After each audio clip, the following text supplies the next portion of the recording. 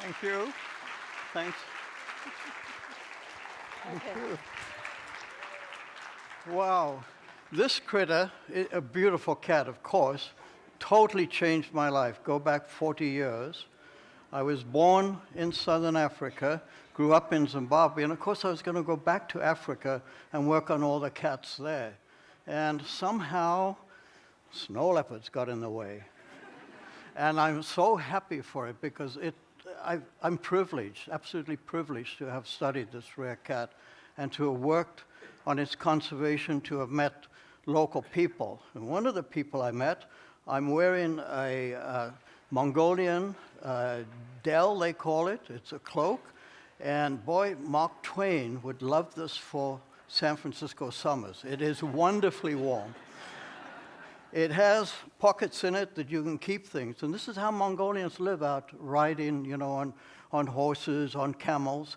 They have to have the animals. And I'm going to put this cat probably sitting right here to watch you all guys.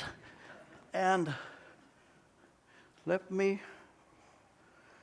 give you a brief introduction to snow leopards. I'm not going to talk much about snow leopards. I want to talk about the individuals that I've been working with. And for maybe the last 10, 15 years, I've really had the privilege of working with some incredible young people all the way in ages from about 22 to 45, actually. And they are the future for snow leopards.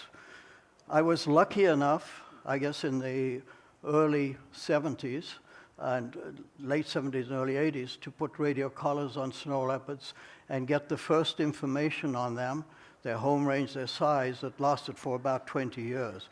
That was all well and good. In those days, we needed to know about the cats and where they lived. Now we're in a crisis time because habitat is disappearing. And how are we going to protect this beautiful animal here? What is needed? And I'm totally convinced that local people, the youth in particular, the elders as well, and the herders that coexist with this cat are the future.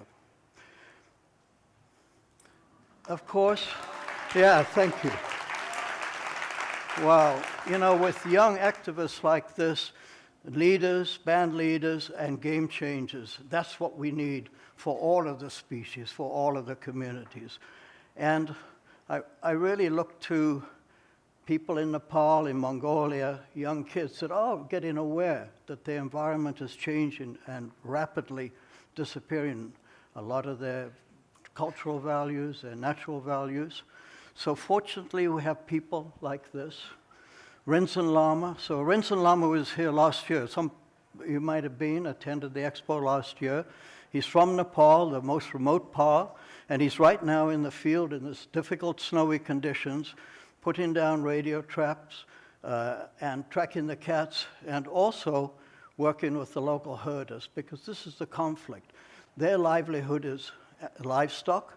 It's their cash in the bank. And if a predator comes along because there's lack of prey, you've got a huge conflict situation. So we need people like Rinzin there to work, who understand the culture and can start coming up with remedial measures. Last year, also at the Expo, I think some of you may have met Gao Yafeng from China. He's working in Sunjian National Park, which is on the Tibetan Plateau, key habitat for snow leopards. And his goal is to bring Buddhist monks as environmental stewards. So he's working with them and the local communities to promote cat conservation, coexistence, through Western science and traditional knowledge. Traditional knowledge is absolutely critical for these different animals. So here he is sitting down with the Buddhists, and they're the custodians of the land after all. I really like Gao because he puts his nose to the ground. He's getting information on everything, whether it's ants and slugs, or whether it's blue sheep or snow leopards. He really wants to learn about the place, and a lot of it he learns from the local monks, the local herders. You can see here on the right-hand side of the slide is a group of local Chinese, Tibetan conservationists that work with him, providing funding for the local organizations, the NGOs and the village organizations that need those resources to be able to protect their environment. In the middle line there on the left-hand side, you might see a young woman. She is another person that I have been mentoring, Charlene Hacker, and she's doing a PhD right now at Duquesne University in Ohio, or is Pennsylvania, one of the two. And she's working on non-invasive techniques, looking at scat and being able to identify not only the snow leopards, but also their diet. And most importantly, training young and older Chinese scientists alike in these new techniques, sharing them. So she's out on the same plateau as Gao is. We jump now to another country, and there are 12 countries that have snow leopards. I haven't found a way of being active in all of them, but I try to get to many of them and find those entrepreneurial individuals that one can work with. And this is another one, Anil. He's actually an educationalist, self-taught, and here he is interviewing herders about stories of their encounters with the cats. And then we put these into books, and there's a magazine that comes out every year, once a year, and he's done 5 of them now, on the Snow Leopard magazine that has articles written in local language, kids, men, women, just from their perspective to value snow leopards from a cultural and a national viewpoint. One of the hardest countries to work in, without a doubt, is Pakistan. And this is an older person, Ghulam Muhammad. I've worked with him now since 2006 or 7, and he runs a small NGO that helps alleviate conflict with herders by predator-proofing corrals. But the critical thing, what do you think about this region? Women, they have had very difficult access to education. And Ghulams are very aware that they could be change makers as far as snow leopards and environmental protection is concerned. So he goes to the schools and he puts women, young girls, at the forefront of everything. And I think this is what is going to make a difference in a lot of places.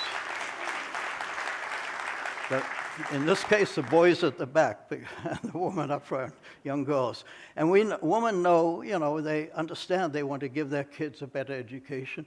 They know the way to do that is to improve their livelihoods, to protect the environment, to collect resources carefully. So I think this is a win-win. Now I want to go back to the very beginning, and I think we're talking about 2006 or 5, somewhere like that.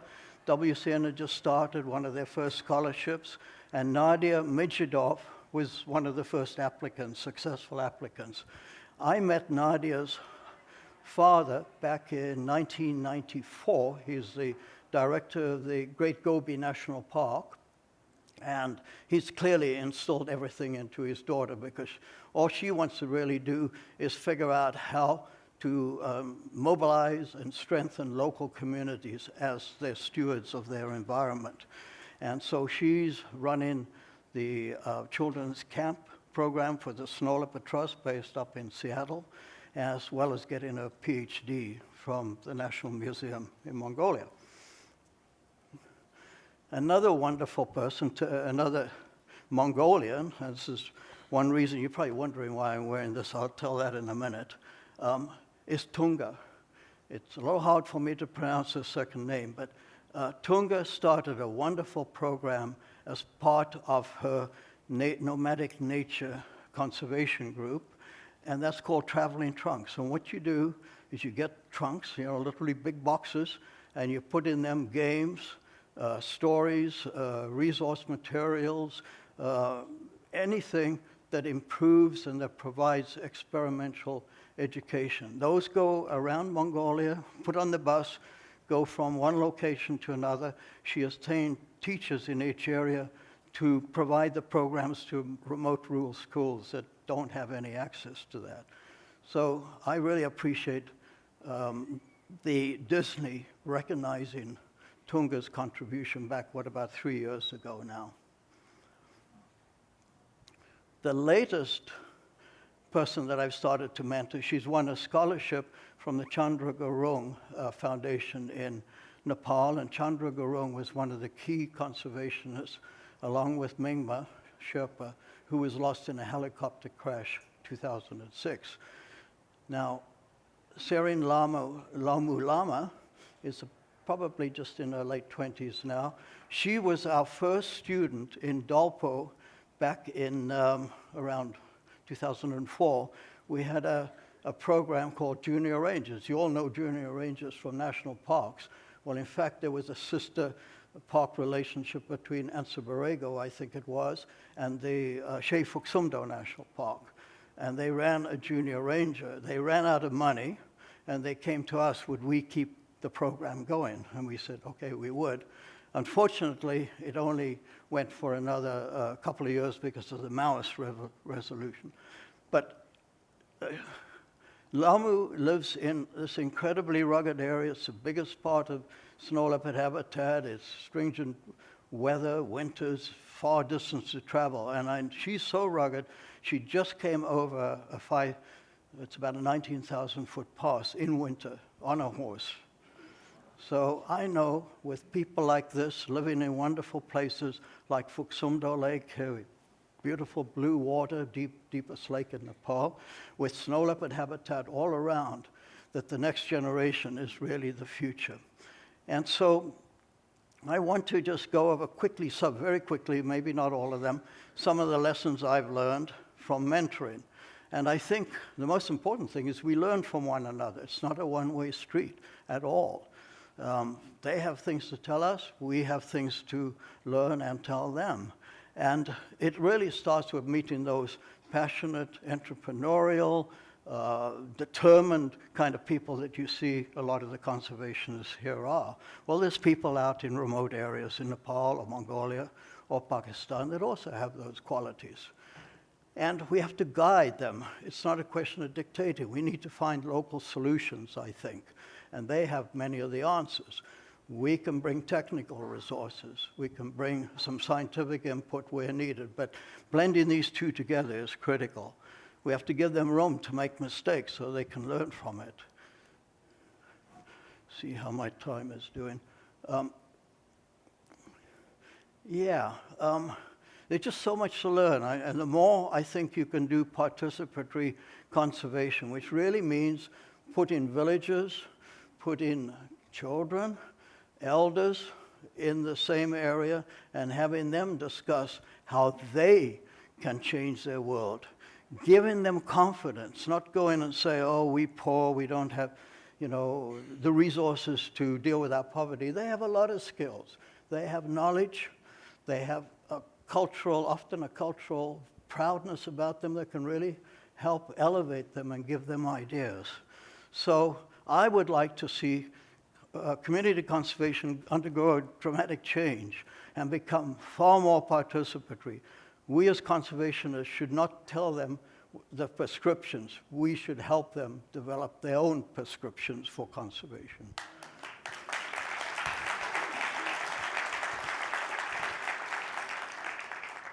So I have a lot of hope. People like Greta and the individuals that I've shown you. There's 4 or 5 others. I don't have time to go into them. I want to bring up on the stage one of, I think, was the youngest in some ways, but one of the most incredibly talented individuals, Maria Azunova.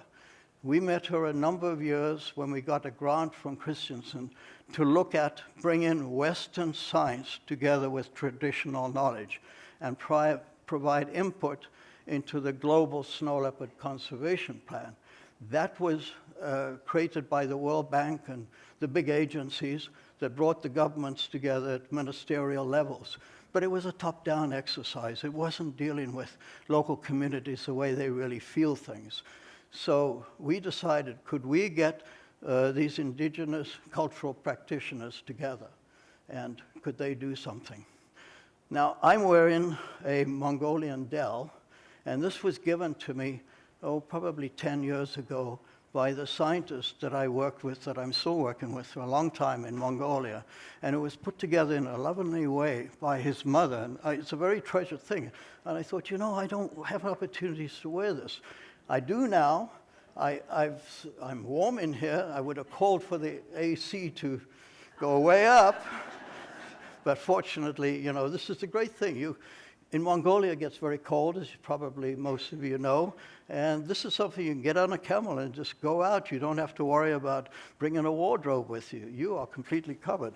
I've got a big pocket in here that I could hide all sorts of things.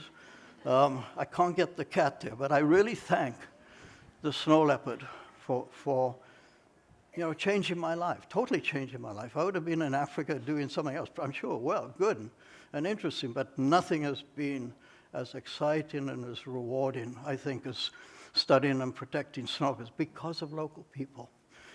So with that in mind, I would like to invite Maria Antonova up here to talk about her work that she's doing in the near Lake Baikal, and I'm going to let her talk about everything. I won't give too much of an introduction, except to say she has a degree from Harvard and from Cambridge, and she was just recently elected as the leader for the land of the snow leopard.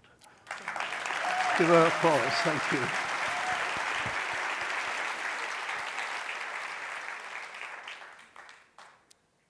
Amurmunde. Hi, everyone. I come from a very interesting place called Republic of Buryatia, Russian Federation, right next to Lake Baikal. So when it comes to working in conservation, I always have to remind myself of a huge responsibility that I have before my cultural heritage, which is rooted in a principle called Altan Hilhi, Hun Baigal Sayol, meaning the golden interweave, human, nature, culture. For many indigenous communities who share the landscape with the snow leopard represents a sacred totemic animal. That's why when we work at the Land of Snow Leopard Network, we're not only protecting the snow leopard and its ecosystems, we're also working on saving our traditions and cultures that are key to saving nature in a holistic way.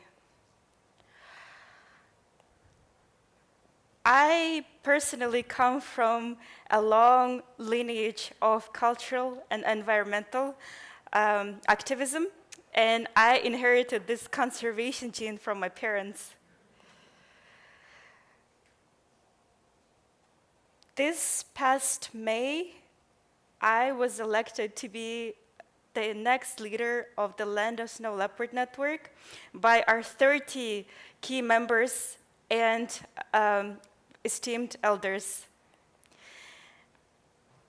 And I have to quote one of them who gave an explanation why I was given this responsibility. Japarkul Raimbekov said that I have a capacity to undergo this role because of my training at the top Western institutions, Foothill College, Harvard University, and University of Cambridge, and most importantly, my lifelong commitment in intergenerational transfer of indigenous traditional knowledge. This means that I will be undertaking a new conservationist role where I will continue to bring Western science, conservation, and indigenous traditional knowledge together in order to save our sacred snow leopard, its ecosystem, and benefit our people. Now, if I can ask for your help to bring Rodney Jackson back to the stage. So.